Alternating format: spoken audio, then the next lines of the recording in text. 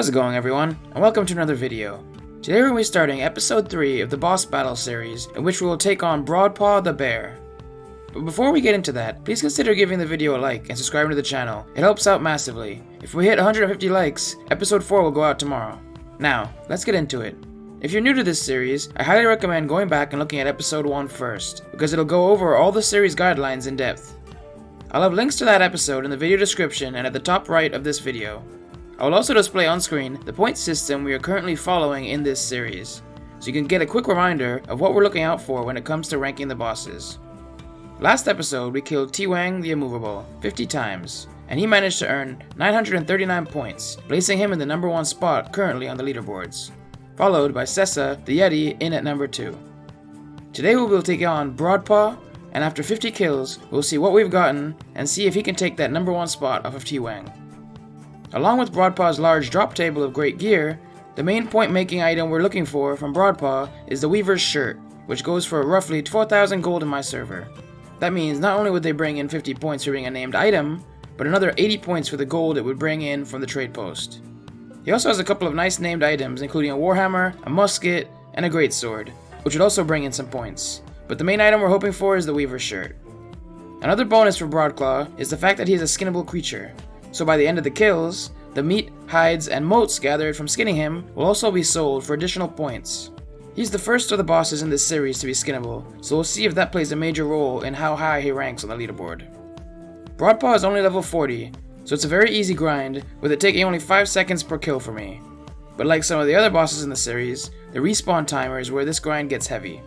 Broadpaw has the longest respawn rate of any boss I've taken on thus far, at 6 minutes, so no matter how fast I kill him, I'm still in for one hell of a grind.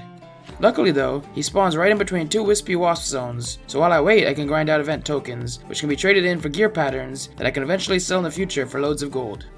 He also has a level 35 corrupted monolith that spawns right beside him frequently, along with a bunch of corrupted portals, so I did a few of them while I waited for the spawn as well to make progress towards my achievements.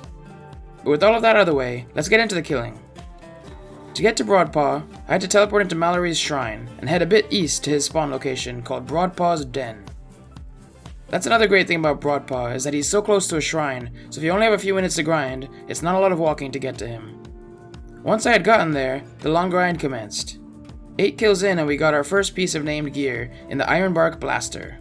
42 more kills to go. It took another 12 kills after that to get the second named drop, and this time it was the Sonic Sword, which is a very good greatsword to have. Still no crafter gear yet though. 3 kills after that we got the Great Axe, Broadclaw, which isn't much use of an item, but still, that's another 50 points. We got all the way up to kill number 43, and it looked as if we weren't going to get what we wanted, but finally, on kill number 44, we got our first drop of the Weaver's Shirt. The last 6 kills were very underwhelming, but still, overall it was a successful round of kills. By the time I had finished my 50th kill, it was 306 minutes later, making this grind the longest of the series so far, beating out the previous longest of T-Wang by 14 minutes. Now, let's look at the results. In these kills, I managed 10 green pieces of gear, 8 blue pieces, and 4 named items, one of which was the best item in the Weaver's Shirt, and the rest were a variety of nice named items which will come in handy on the account in the future. Altogether, from the gear drops, Broadpaw managed to bring in 330 points. From here, I went and sold all of the items that were sellable on the trade post to try and see if I could get any more points from them. After selling everything via sell order, I managed to bring in 4,851 gold, the majority of this coming from the Weaver's Shirt. That's an additional 97 points for the profit made off of the items. Altogether, that's a total of 427 points for 50 kills of Broadpaw.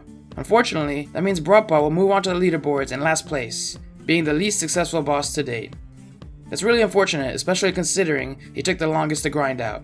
But still, you live and you learn. Hopefully next boss can be more fruitful. Along the grind, I also managed to gather so much wispy wasp goo for the Springtime Bloom event that I managed to purchase 151 legendary gear patterns, which I bought a variety of that I plan on selling at a later date for tons of gold, so that's an added bonus to the grind. But that about brings an end to episode 3 of boss battles. Let me know some bosses you want me to go after next, and let me know which you think will end this series as the number 1 boss on the leaderboards. Also, please consider giving the video a like so I know you're enjoying the series. And while you're at it, why not subscribe to the channel so you'll be notified when the next video is uploaded. But until next time, have a good one. Thanks for watching another video. If you'd like to watch the next episode, if it's available, then click on the video on top. Or click on the video under it for a random New World video. And don't forget to subscribe to the channel.